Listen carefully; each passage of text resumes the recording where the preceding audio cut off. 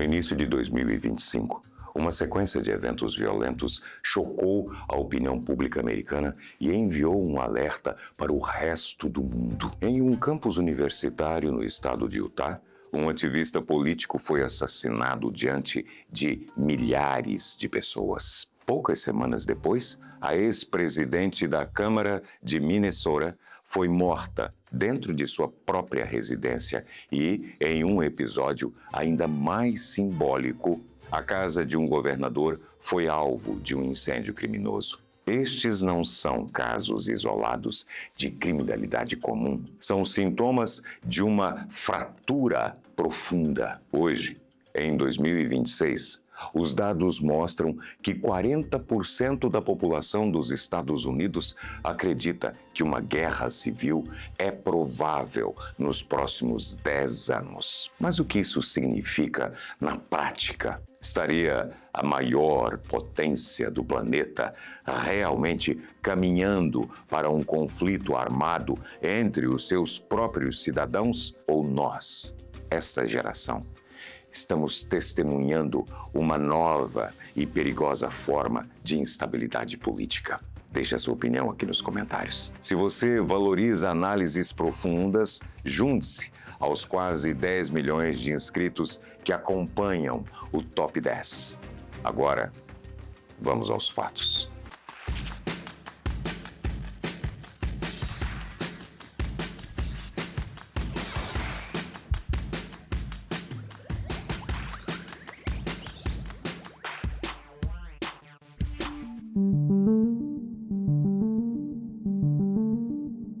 Para entender por que os Estados Unidos chegaram a esse nível de tensão em 2026, nós precisamos olhar para a base do seu sistema político.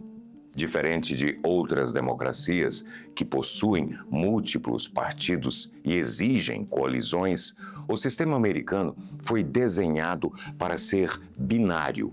Na prática, você é republicano ou você é democrata. Não existe uma terceira via com peso institucional para equilibrar o debate. O que os cientistas políticos chamam de sectarismo político é o fenômeno onde a política deixa de ser uma divergência de ideias e passa a ser uma questão de identidade moral. Nas últimas décadas, essa dinâmica se transformou em um jogo de soma zero. Para que o meu lado vença, o seu lado precisa ser totalmente destruído. Pesquisas recentes indicam que a hostilidade mútua entre os dois grupos atingiu o nível mais alto desde a Guerra de Secessão, lá no século XIX. Não se trata apenas de discordar sobre impostos ou saúde pública. Trata-se de uma desumanização do adversário. Hoje, a maioria dos eleitores de um partido enxerga os membros do partido oposto não como oponentes legítimos, mas como uma verdadeira ameaça existencial à sobrevivência do país. Quando a política atinge esse estágio, o compromisso e o diálogo simplesmente desaparecem, dando lugar a uma mentalidade de cerco, que é o primeiro passo para a aceitação da violência como ferramenta política.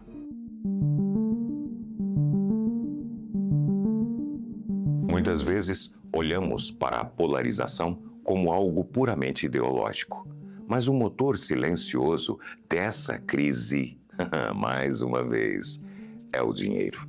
Ou melhor, a falta dele para uma parcela gigantesca da população. Desde a década de 1970, a produtividade nos Estados Unidos cresceu de forma constante, mas os salários reais da classe média ficaram praticamente estagnados. Em 2026, o custo de vida, impulsionado por uma crise imobiliária sem precedentes e pela inflação acumulada, tornou o sonho americano um conceito inalcançável para os jovens. Quando uma geração percebe que, apesar de trabalhar tanto quanto seus pais, ela viverá em condições piores, o contrato social simplesmente se rompe. Esse ressentimento econômico cria um terreno fértil para o populismo radical. A desigualdade nos Estados Unidos hoje não é apenas sobre quem tem mais bilhões, é sobre a percepção de que o sistema é viciado em favor das elites urbanas e tecnológicas, deixando o interior do país e os trabalhadores industriais para trás. Na literatura sobre guerras civis, a percepção de injustiça econômica é um dos combustíveis mais potentes para a insurgência. Quando as pessoas sentem que não têm nada a perder porque o futuro lhes foi roubado, a instabilidade institucional deixa de ser uma prioridade.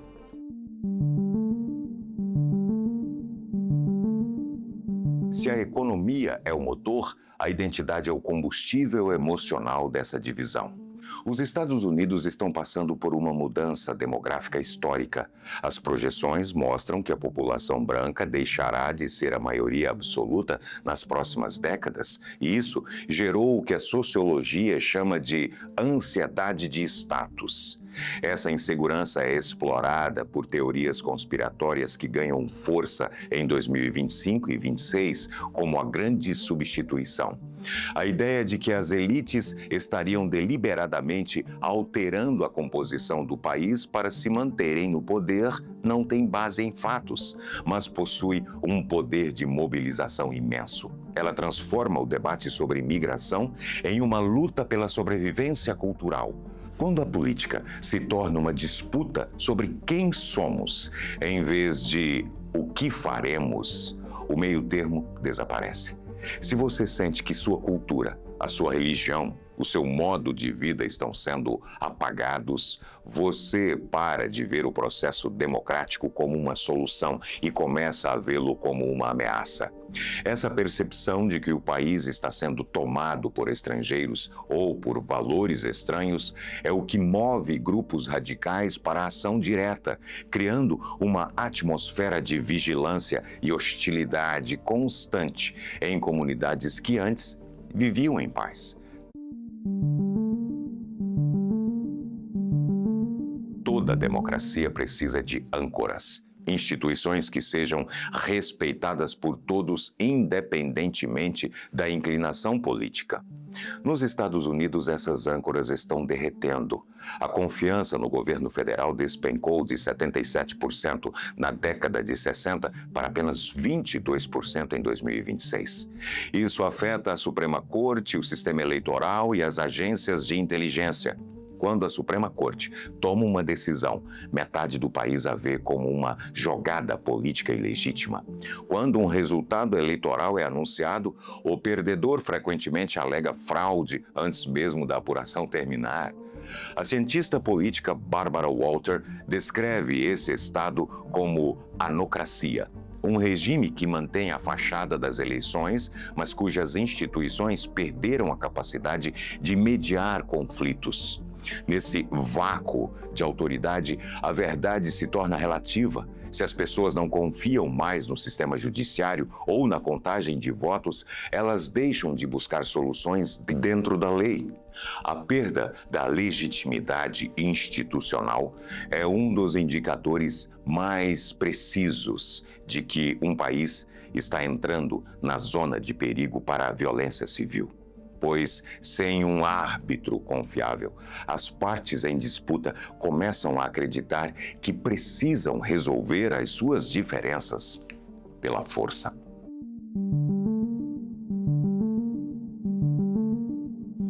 Não podemos falar de uma possível guerra civil em 2026 sem falar das redes sociais.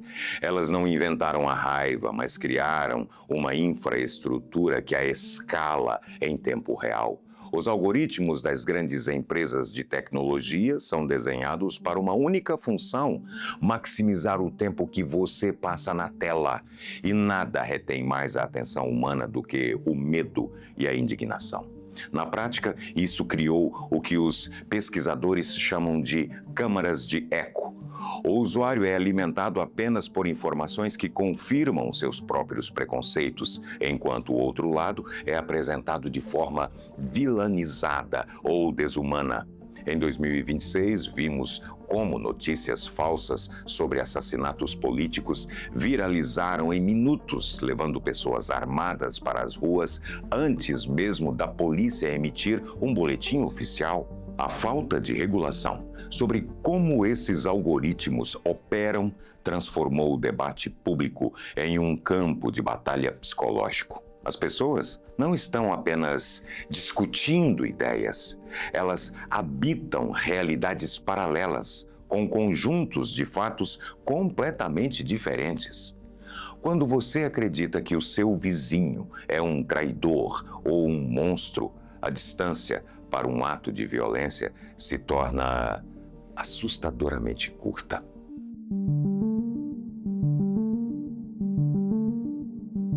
A radicalização que começou na internet já transbordou para o mundo físico através de grupos paramilitares.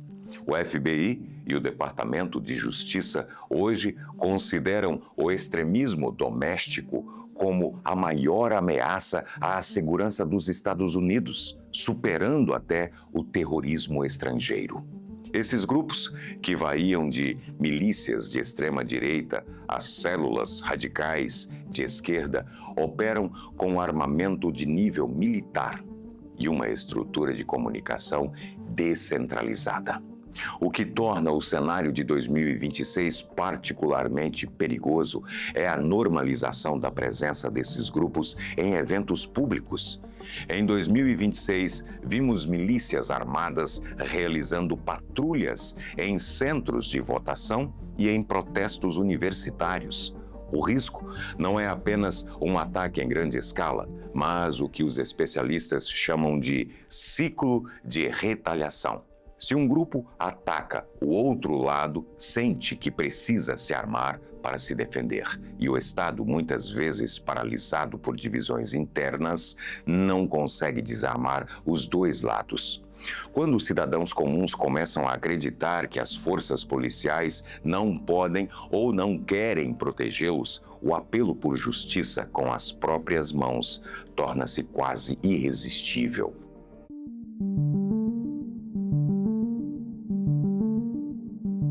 Um dos fatos mais ignorados por quem olha os Estados Unidos de fora é a fratura entre governos estaduais e o governo federal. Não se trata apenas de retórica, é uma ruptura jurídica que os especialistas chamam de secessão suave. Em 2025, vimos estados como Califórnia e Texas entrarem em conflitos judiciais abertos que questionam a própria autoridade da Constituição Federal.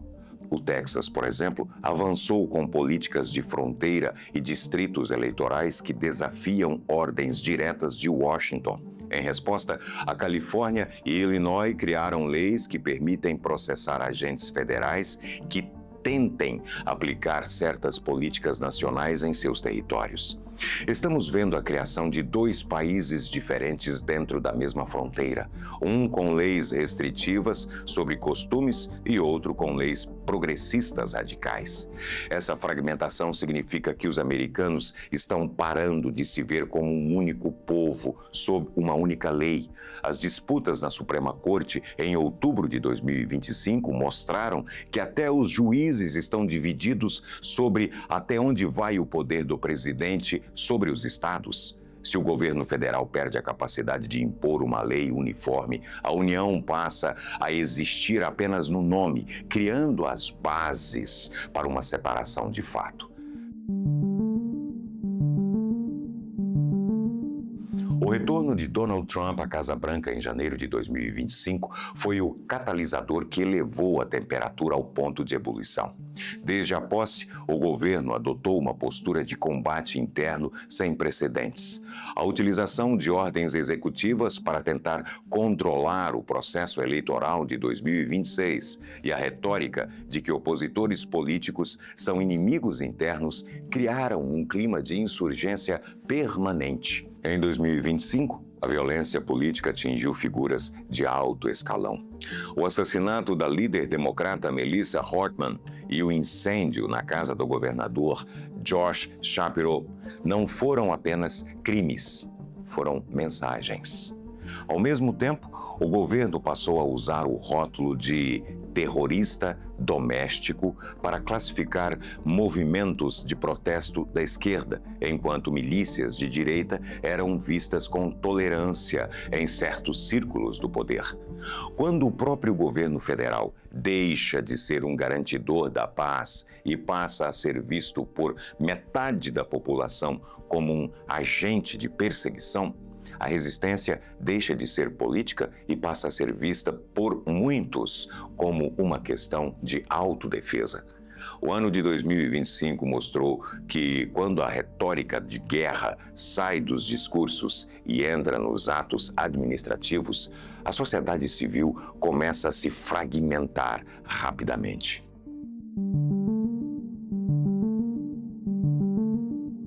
Se você espera ver campos de batalha com exércitos de fardas azul contra cinza, você está olhando para o século errado. Se houver um conflito civil nos Estados Unidos em 2026, ele parecerá muito mais com o que os historiadores chamam de anos de chumbo, que ocorreram na Itália nas décadas de 70 e 80. Seria uma insurgência de baixa intensidade, espalhada e descentralizada. Imagine um país onde ataques a redes elétricas são frequentes, onde políticos são assassinados em suas casas e onde bombas explodem em sedes de partidos ou sindicatos. Não haveria uma linha de frente clara, mas sim um estado de insegurança constante que paralisaria a economia e a vida social. Especialistas do CSIS apontam que o maior perigo hoje não é um exército rebelde, mas o terrorismo de atirador solitário, amplificado pelas redes sociais. É um cenário onde grupos pequenos e radicais operam de forma autônoma, tornando impossível para o FBI ou para o Exército conter todos os focos de incêndio ao mesmo tempo. É a morte da paz por 1000 cortes, onde o país continua funcionando formalmente, mas a confiança básica necessária para a vida em sociedade simplesmente desaparece. Chegamos à pergunta final. Os Estados Unidos vão entrar em guerra civil? O veredito da maioria dos especialistas em segurança internacional, como os pesquisadores da Brookings Institution e da Universidade de Chicago, é que uma guerra civil clássica é improvável. Para que isso acontecesse, seriam necessários 3 elementos que ainda não existem: um colapso total da economia, uma divisão real dentro das Forças Armadas e um grupo tentando tomar território fisicamente. Apesar da polarização, as Forças Armadas dos Estados Unidos permanecem profissionais e leais à cadeia de comando constitucional, e não há generais liderando movimentos separatistas. Além disso, a economia americana, apesar de desigual, ainda é a maior do mundo, e a maioria das pessoas prefere a estabilidade do consumo ao caos da guerra. No entanto, o aviso de Barbara Walters no livro How Civil Wars Start continua ecoando. O perigo não é a guerra, é a deterioração. Os Estados Unidos podem se tornar uma democracia disfuncional, marcada por ciclos de violência política esporádica e um governo federal paralisado por lutas internas. O cenário para 2026 e além não é de uma explosão, mas de um apodrecimento lento das normas democráticas. A distância entre a paz e o conflito civil não é um abismo, mas uma rampa inclinada. E o grande desafio do povo americano hoje é decidir quando parar de descer. E agora, nós queremos saber a sua opinião.